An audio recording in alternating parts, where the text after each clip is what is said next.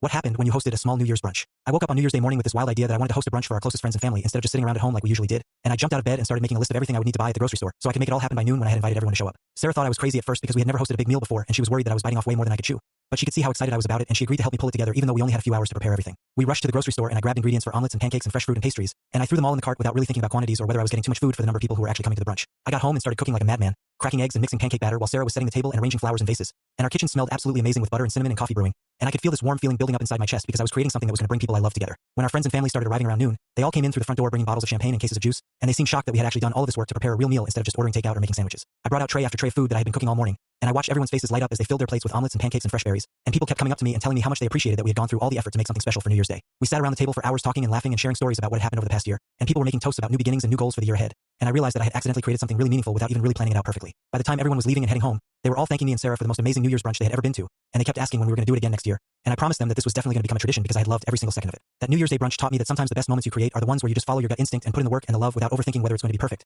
and that bringing people together around good food and genuine connection is one of the most rewarding things you can do with your time and energy.